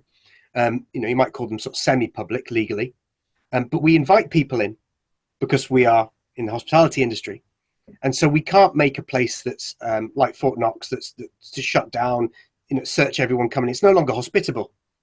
So we have to temper that. We have to balance that with our layers of security, and the more layers you can put in, the better from a security point of view. But you don't want it to be an unpleasant experience for a guest staying there. Yeah. Because why would they want to stay there? They're like, it's more of a chore staying here than it is anywhere anything else because I got to go through all these processes. So what do we come back to again? Well, we have our physical processes in place, but the individual person is the most important. Still, the most important is the individual person. Is making sure that we encourage people to be a security officer for every single person and to be valued as that. It's still that most important thing, regardless of all of our access controls and our clever bits of technology. In your time as a security officer, could you describe a particular time? Wait, that feels like a job interview. Could you describe the time when you successfully dealt with a potentially dangerous situation, and what was the fallout with that? What did you learn from that? Well, I used to be a doorman as well, and the kind of I'm pleased to say that that's in the past because the most um, kind of grievous examples of that would be from my time as a doorman, which obviously is a different kettle of fish to what I'm doing now, generally speaking. But we had an occasion. There was, I think, 10 of us on the door at the time. Wow. It gives you an indication of what kind of place it was. And we had separated two gangs that were fighting inside. And it's very, very difficult to be in the middle. It's difficult between two people if you're one person, and it's difficult between two gangs even if you're 10 people. Like being in the middle is a horrible place to be. But sometimes it's difficult to avoid being in the middle, like if you've got to separate them. And we'd managed to separate them, and we thought that it was calming down. And then I looked in front of me, and a very young lad, I'd say probably not much more than 19, had gone to his car and brought a knife back. And the knife was it was huge actually. It was more like sort of an 8-inch, 9-inch, 10-inch type blade, black blade, and he suddenly produced it uh, in front of me. But his particular target wasn't me; it was someone behind me, and I had a stab-proof vest on at the time. It didn't make me feel any more secure, I've got to say, because it's not like your head's covered, is it? Or your arms or your legs, you know. And I remember feeling a really kind of primal fear because the blade's right in front of you, and it's metal, and it has a kind of look to it and everything. And you kind of think, whoa, this has gone way beyond playing. This is one mistake, and this could be my life. And I don't intend to die doing this. This is not was never my intention to bleed to death in a street in Manchester. Thank you very much. But one of the challenges, of which there were many, I can tell you at that point in time, was the fact that the other doorman had not seen the knife because it was dark and it was a black blade. Probably because I was closest to it, and I'm a little bit closer to the ground than the other doorman, being quite a lot shorter. I saw it, but they didn't. So it sounds strange, but my priority at that point was telling the other guys that he had a knife, because because he'd stepped forward, one of the other doormen went to embrace him, to grapple him, not seeing that he had the knife. Oh my God. So as he's going in, I'm shouting, "He's got a knife! He's got a knife! He's got a knife! He's got a knife!" And it wasn't getting through to this guy. It just wasn't getting through to him. I've no idea why. It was like his ears had turned off. And it's outside, it's not inside the club. And in the end, I had to go and physically pull him back. And he's looking at me like, "What are you doing?" I'm like, "He's got a knife, you know." And then it kind of dawned on him, Right. Yeah, yeah, yeah, yeah. like, "Oh my God," you know. And you think, well, what do you do? Do you do some, amazing kind of martial arts takedown? It's like, no, you don't. You try and talk the guy down with every fiber of your being and every single piece of pleading, persuasion, whatever you can possibly do, because never mind however many years of martial arts training, never mind any of that. A single mistake and you've had it. And how easy is it to make a mistake when it's very easy? It doesn't matter how much training you've got. You do a simple exercise. I'm sure everyone who trains martial arts, or if they haven't done it, they should. You give somebody a felt tip pen and you put a white T-shirt on and you say, right, just try and then you look at yourself and you've got a Jackson Pollock all over your T-shirt. It doesn't matter how good you are. It's not a thing to be trifled with. It really isn't. In the end, we did manage to talk him down. And I remember the head doorman who'd taken him back to his car. The guy had driven off and he came back and he went, "Phew, we got away with that. That could have been a lot worse." And I was like, "Yeah, it could have been. One of us could have got stabbed." And he went, "No, you don't understand. He had a gun in his car."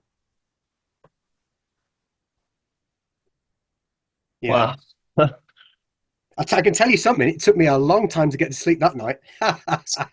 Oh dear, oh dear. So much adrenaline, and um, it was so kind of personal, because you think, well, what about my experiences in the army? But that was far more sketchy to me, because you're not surrounded by people who have been trained as soldiers.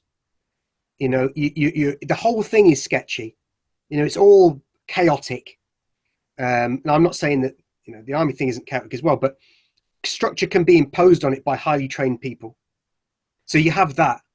Whereas this was, goodness knows what, and you haven't got, you're not part of the same family like you are in the army. And the reason that you're there is to make sure somebody else in your battalion isn't hurt, and all those other things which give you a sense of why you should be there. But you really get a feeling there going, yeah, I'm not doing this anymore. This is ridiculous. I get What's it. the, yeah, It's like you outlined earlier in the conversation about, you don't get paid a lot for that role, which surprises me, to be honest, that you're putting your life online. I mean, um, but I suppose the question is, how much do you put, what price could you put on your life as a means of protecting others? yeah, Do you know what I mean? Like, yeah, how much is that valuable to you? yeah. It's, Well, that's a tough one you, to answer. you can look around in that situation and the gang behind you are idiots, or to put it in a more accurate way, they're behaving like idiots. I can't Yep. speak about them in their everyday life, but at that point they're behaving like idiots. I'm going to call them idiots. And the gang in front of you are behaving like idiots. They're idiots too. So you're surrounded by idiots. And you think, yeah, there's no positive to this, really. It's not worth it, actually. And I certainly decided that the place that I was working was not worth it. It didn't mean I didn't do security anymore, not at all. I continued to, but that place, because it hadn't come from nowhere. The fact that there were two gangs inside there. So that's what you got to think about. Mm, It was a fault of the management. And in actual fact, 3 months later, that venue had its license taken off it because someone was stabbed inside. jeez. Now, the awful thing is that everybody could see that coming. That's the tragedy of that. So not long after that knife incident, I refused to work there because of the way that the management were running it. I said, it's not worth it. Exactly what we've talked about. And I worked somewhere else doing a similar job, but in a place that was well run, which made the world of difference. So you can see how that ends up when you allow chaos, when you allow poor practice, when you allow money to be the only consideration. What has security taught you about life?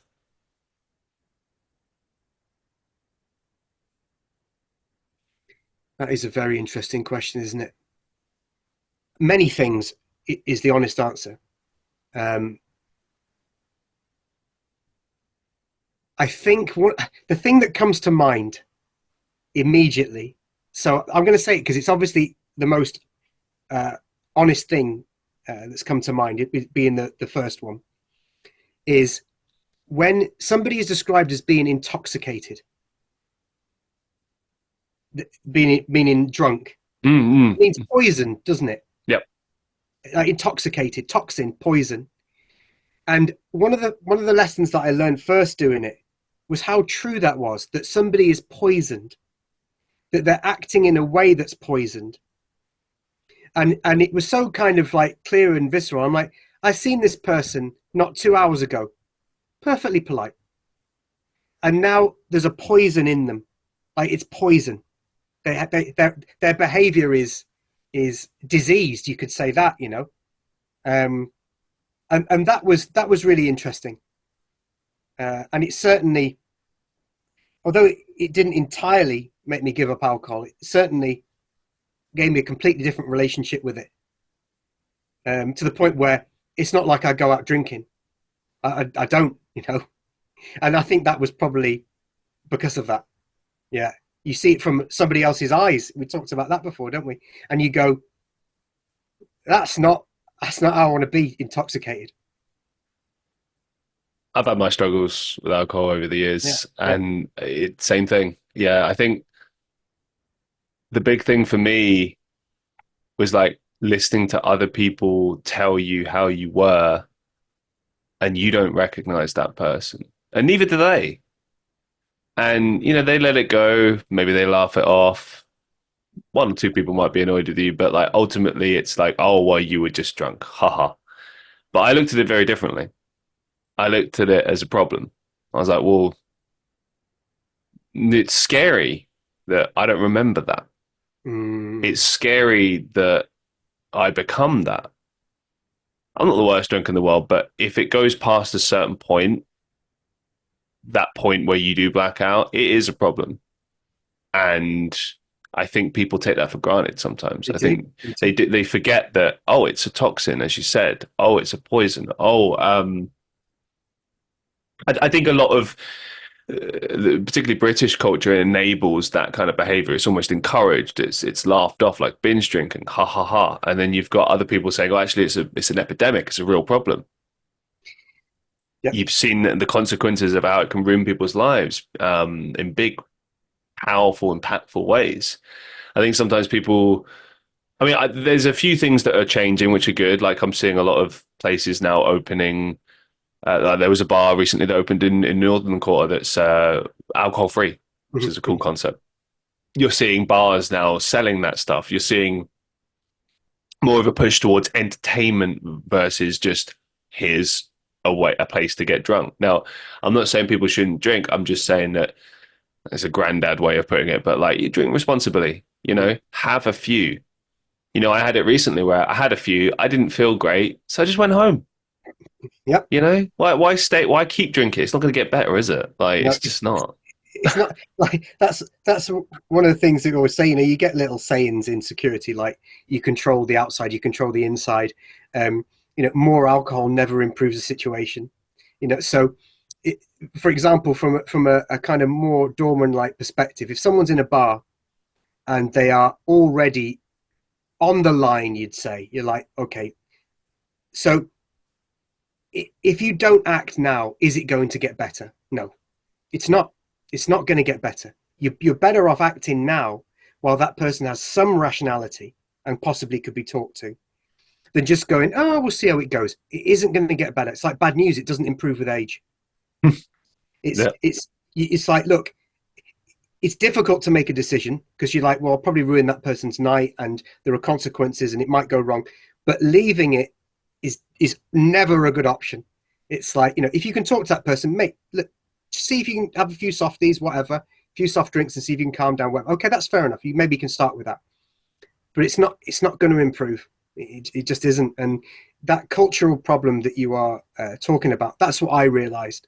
And having been in different countries where they didn't have that culture, you suddenly then realize, hang on a minute, what I thought everyone did, they don't. And why do I participate in this when I don't have to? Like, it's my choice. You mentioned about choice, didn't you, before? I don't have to participate in this. And I don't have to be all self-righteous about it and kind of, oh, look at me. I don't have to be like that at all. But I don't have to participate in it. And that's fine. It's absolutely fine. And one thing that gives me encouragement amongst the sort of younger generation is I think more people are doing that. More Mm. people have the confidence to say, nah, that ain't me. Thank you very much. Whereas perhaps I'd say that in the 80s and 90s, there was much more social pressure to do that. Now, I don't know if I'm right about that. It's just the impression I get. No, I no. might be wrong about it, but I know far more people now than I remember, at least, who are young who would say, I'm not living that life. I'm doing something different. So that's kind of reasons to be positive. I agree. I mean, I'm 31 now. I've had fun. I still don't mind a few bevies every now and again. But to be honest, a lot of the time I just look at it and I'm like, I'm busy doing stuff. I don't really have time to just wait. And like, here's the reality. For anyone watching who's a bit younger, you'll get to a point where your body just starts to reject it in a violent Yeah, way. I don't know if it's because I started training and I take care of myself, so my body's a bit like, "Ugh," or if it's just because I started noticing the problem around 25, 26. But I mean, I started gym training around that time on and off. Now I've been doing it solidly for 2 years, but somewhere in that, my body started to violently reject alcohol, like to the point where even sometimes now, a few beers on a nice hot day, next day I feel exhausted or drained or, just dehydrated or whatever. Um, if you get drunk, if you get hungover, the next, you just lose a day. yeah, That's a whole day spent in bed or whatever, thrown up. Like, just it's just not fun. It's right. what do you? And like now, I look at it in the culture of like, okay, can't reply to my emails, can't do any work, can't do any content, can't even sit and rest, can't even rest because your body's just kicking you up. So why would Mm-hmm. you want to do it? Like, Mm-hmm. like when you look at it in that context, it's like an easy decision. Yeah, But yeah. But a couple of final questions for you, completely unrelated to today. I just love picking your brain about this stuff because it's brilliant. What's the best advice you've ever received? yeah. Um, to learn what you're good at and what you're not good at. Yep. Really is. We had a Baptist minister come to my school who was a Vietnam veteran with one leg. Wow. There's a start to a story, eh? And he was a Southern Baptist minister from the US of A. And uh, somebody told him that I was joining the army, and they introduced me to him, and he said, "Well, son, the thing about the army is you'll find out what you're good at and what you're not good at, and that's probably the best gift that you can have." There you go. Thank you very much. What's the biggest life lesson you've learned so far? Oh, that's such a hard question, isn't it?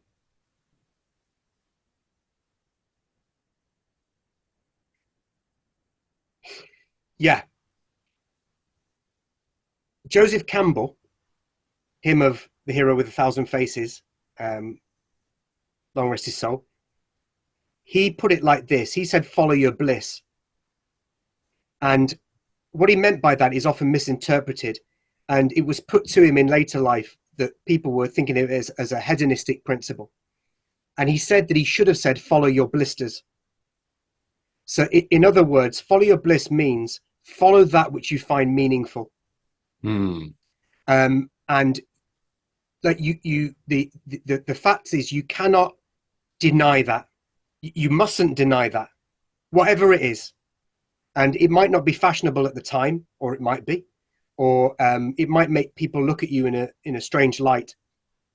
Okay, but that is better than the alternative, from not doing it. So you must follow that which you find meaningful. Could not agree more. Final question for you. Do you have any upcoming projects or final thoughts that you'd like to share with our listeners? Yeah, I do actually. So I'm this is not obviously for people to come to or join in, but it's just to kind of let you know the things that I will be working on. I'll be in Sweden in a few weeks giving a talk on esotericism.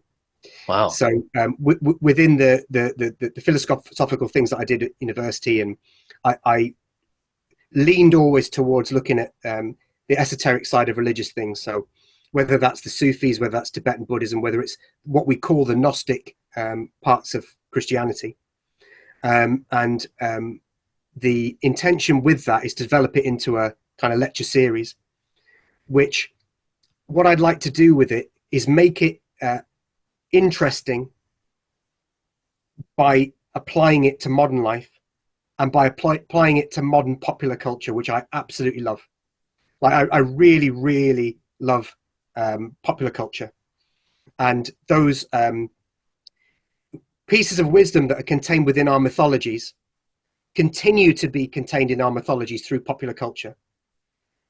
Whether it's science fiction books, of which I'm an enormous fan of, particularly your Frank Herberts, your Isaac Asimovs, your Richard Morgans, your Brian Aldiss, your Robert Heinlein, Harlan Ellison. You can keep going, all through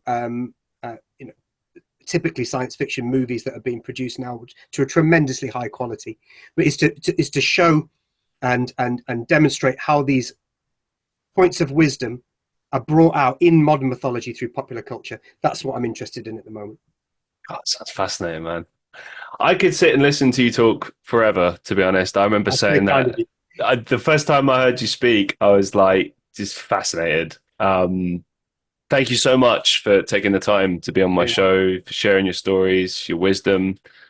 Yeah, just a massive thank you, man. Oh, thank you. Thank you for having me on. It's been really enjoyable. Thanks very much. I'm glad to hear that.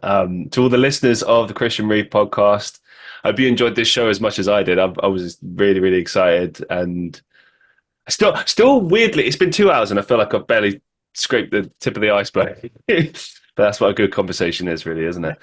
Um, if you enjoyed this episode and you listened to it on YouTube, make sure to like, share, and subscribe as always. Someone asked me recently, where's the best place to review the podcast? Well, wherever you listen. I mean, anywhere is great, be it Spotify, Apple Podcasts, wherever you listen to the show, anywhere helps. Trust me. Like the thing with podcasting and content creation is any and all interaction is fundamentally the key principle in trying to get that show out there.